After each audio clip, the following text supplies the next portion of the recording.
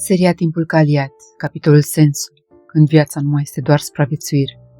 Episodul 3. Ce te face viu cu adevărat? Există o diferență între plăcere și vitalitate. Plăcerea distrage pentru o vreme. Vitalitatea te reconectează cu viața. Poți avea stimulare constantă și totuși să te simți gol. Pentru că ceea ce îl face pe om să se simtă viu nu este doar consumul de experiențe.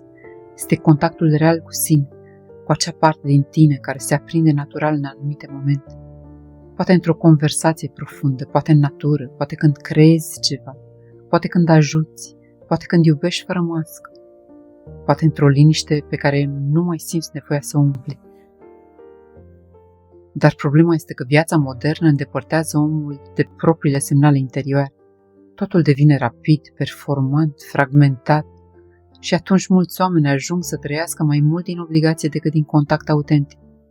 Fac ce trebuie, ce este eficient, ce este util, dar încet viața începe să piardă culoare. Nu dramatic, subtil, ca și cum totul funcționează, dar nimic nu mai atinge cu adevărat interiorul. Aici apare întrebarea profundă.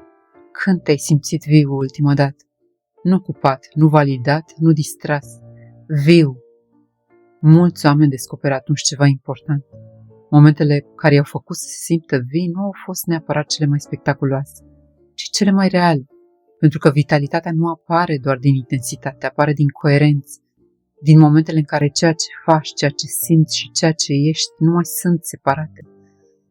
Acolo apare energia vie, nu energia hiperactivă asupra stimulării, ci acel sentiment profund că sunt aici și ceva din mine este prezent cu adevărat.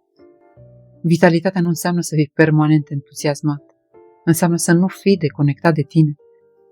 Și poate că una dintre cele mai triste forme de oboseală nu este oboseala fizică, ci oboseala unui suflet care nu mai are contact cu ceea ce îl hrănește.